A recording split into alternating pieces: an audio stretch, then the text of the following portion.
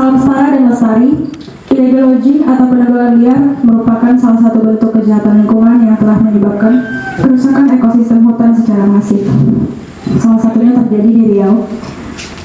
UNDP menyebutkan bahwa keadilan iklim berarti menempatkan kesetaraan dan hak asasi manusia di inti pengambilan keputusan dan tindakan terhadap perubahan iklim. Namun, perjuangan terhadap keadilan iklim berkontribusi pada tingginya kasus kriminalisasi dan teror yang dihadapi para komunitas. Tidak hanya itu, ketimpangan struktural dalam penanganan hukum dan ketimpangan sosial dan ekonomi yang dirasakan sebagai dampak dari perubahan iklim mungkin dirasakan tidak merata karena adanya kesenjangan struktural berdasarkan ras, etnis, gender, dan status sosial ekonomi. Untuk meminimalisir terjadinya kriminalisasi atau kekerasan dan pembatasan pada komunitas pembela hutan, maka kami menyelenggarakan kegiatan advokasi illegal logging yang akan dilaksanakan dari tanggal 5 sampai dengan 7 Oktober. Namanya kami di sini Talang Mama, suku pedalaman di Riau ini. Talang Mama ini wilayah adat itu yang sudah terpetakan itu ada 27 komunitas adat, itu sudah terpetakan. Nah, setelah 2015 sampai 2023 itu sudah kelihatan, istilahnya kami sudah melihat keresahan itu, sudah hutan itu sudah pinggir sedikit-sedikit, yang banyak itu perkebunan sawit, HTI, tambang. Nah, itu yang jadi dampak di masyarakat adat.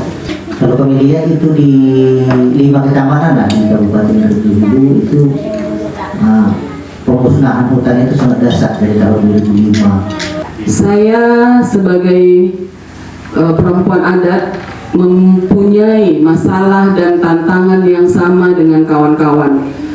Tapi bedanya yang saya perjuangkan adalah tanah wilayah, tanah adat, di mana tanah adat kami di Sumatera Utara terancam oleh akan adanya proyek besar nasional. Jadi wilayah-wilayah adat di Rakyat Penunggu dan juga di Langkat itu akan menjadi objek vital untuk pembangunan kota satelit di proyek Delhi Megapolitan. Salah satunya kampung saya terancam, tapi kita tidak berhenti untuk memperjuangkan bahwasanya kita masyarakat adat ada. Saya penyuluh kehutanan di UPT KPH Indragiri. Bahwa tujuan dari kegiatan ini, kenapa sih Sri Kandi heboh banget ini melakukan advokasi terhadap illegal logging gitu. Nah, harus kita sadari dan harus kita ketahui bahwa perubahan cuaca sudah terjadi, krisis iklim sudah terjadi. Jadi, kalau dikatakan hujan deras terus-menerus dan banjir, itu bukan, jangan lagi bahwa itu karena datangnya dari Allah Subhanahu wa Ta'ala. Ingat, Bapak, Ibu, adik-adik semua, Tuhan memberikan kehidupan yang berkesinambungan, yang saling berhubungan, yang saling berkeseimbangan antara panas dengan hujan. Tapi manusia yang merusaknya, sehingga alam ini itu tidak lagi berkeseimbangan antara hutan dengan daratan. Itu sudah dikatakan sangat sedikit ya Pak ya hutannya. Hutan tidak butuh kita. Ingat adik-adik semua, hutan tidak butuh kita, tapi kita lah yang butuh hutan. Di wilayah Info ini emang gimana pun seperti kita tahu di lapangan statusnya kawasan hutan, apakah itu HPT atau hutan produksi atau APK, cuman di peta aja sekarang ini yang statusnya kawasan, tapi di lapangan seperti ketahui sudah banyak kebun sawit. Godaan itu emang cukup besar tuh, terutama saya lah yang sering di lapang. Saya kan tugas penyuluh nih, saya kalau di lapang itu penyuluh rasa polhut lah gitu kan. Saya menyampaikan ke lapangan, misalnya kan turun ada yang bawa kayu, Jadi saya di sini tujuan bukannya patrolling, saya tujuannya tapi tolong hargai saya bilang gitu kan. Saya menangkap nggak bisa, tapi melaporkan bisa, saya bilang gitu kan. Masalahnya kan program dari perhutanan sosial ini tujuannya yang saya tahu selama ini dari kegiatan kami, kebetulan saya adalah masuk dalam forum kehutanan daerah Sumatera Utara. Saya bagian kamar masyarakat adat. Kebetulan jadi memang saya mengikuti betul bagaimana perhutanan sosial ini yang katanya dalam tanda kutip itu membantu masyarakat adat terutama dalam pengelolaan hutan. Tapi Pak, faktanya saya nggak usah cerita di tempat lain di Sumatera Utara.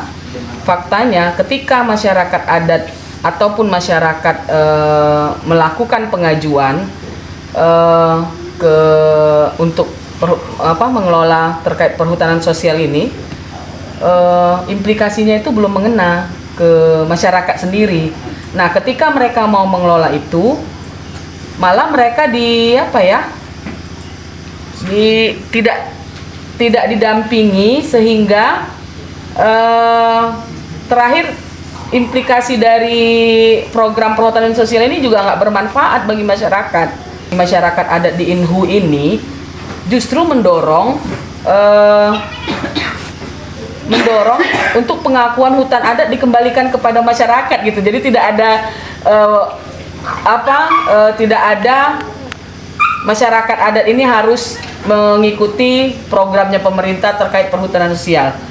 Tapi kebanyakan memang masyarakat tidak mendapatkan keuntungan dari program perhutanan sosial ini, malah menguntungkan pemerintah sebenarnya.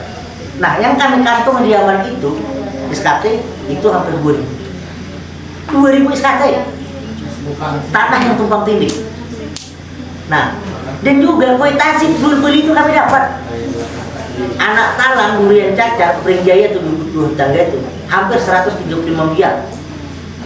Duit warga kita yang habis membeli lah di sini. Tapi kami tidak bisa buat apa-apa karena kami belum diakuni. Tidak bisa buat. Persoalannya nah, mungkin dengan cara-cara ini. Nanti kita selamatkan dulu Hutan tadi, kita selamatkan hutan yang ada. Kami siap.